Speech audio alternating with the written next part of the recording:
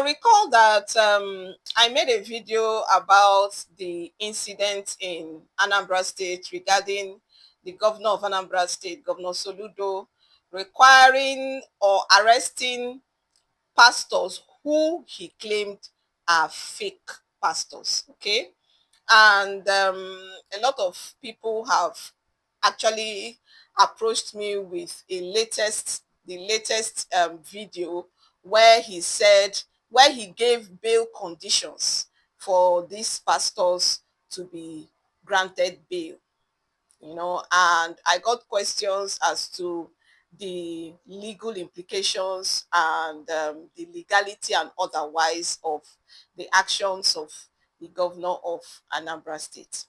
Now, I would say that if I say that I am disappointed, it's going to be an understatement. Yes, in the face of the insecurity in Anambra State, I don't want to talk about Nigeria now because he may just say it doesn't concern him.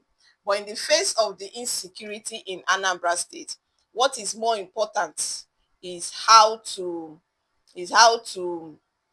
arrest pastors who you claim are fake. Okay, of how you want to arrest them, and people are being kidnapped in the state on daily basis.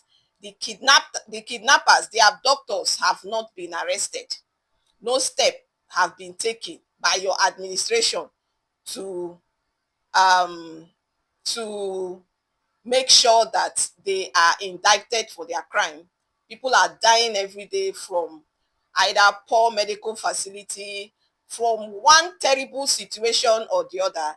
And what's more important to you is pastors. Well, what concerns me is responding to the questions that a lot of you have asked me on on who the law places with the right to or the discretion to grant bail. Okay, so for bail applications, the law is that the court has the discretion. Yes, the law is that the court has the discretion to grant bail application. Therefore, the discretion of the court is what is being exercised when an application for bail is made. The court looks at it and decides whether he should grant this application or not. Now, the law went further to say that in granting its discretion, or in applying its discretion rather, in granting bail, the court should exercise this discretion judicially and judiciously. This means that everybody must see that justice took place, that you acted in accordance with the provisions of the law, and justice must not just be seen to be done, justice must be done. No provision of the law gave the executive, somebody like Governor Soludo, the right or the discretion as to bail applications. It is left for the court where these applications are to be made. And I want to also point out too that I'm actually disappointed that these men who are alleged fake or criminals, because they were carrying out their duties as pastors as should be. I'm disappointed that they were arrested. Now, under what law are they arrested? My question is, under what law are they arrested? Under what principle of the law are they arrested? Why are they arrested? So, if they are arrested on the grounds of obtaining by false pretense, maybe they duped somebody in the guise of performing miracle, that is understandable. That should be proved.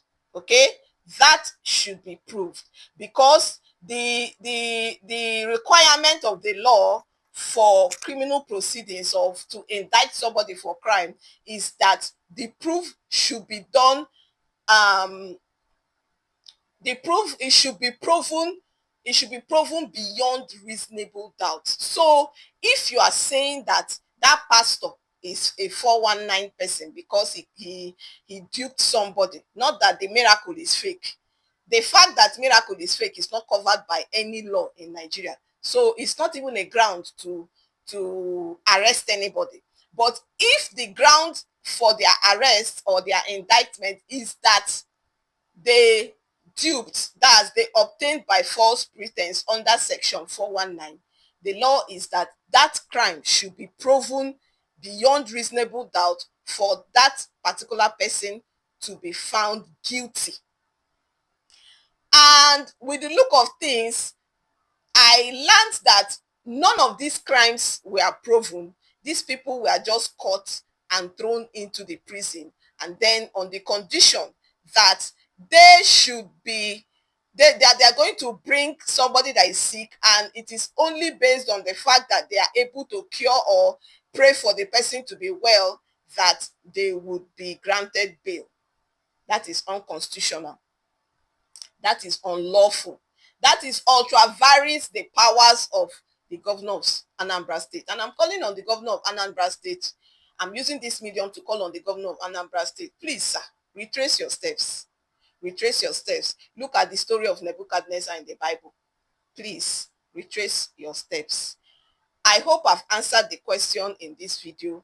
And if you found this video helpful, kindly click the subscribe button and give us a thumbs up. Thank you very much for having me, and enjoy the rest of your day.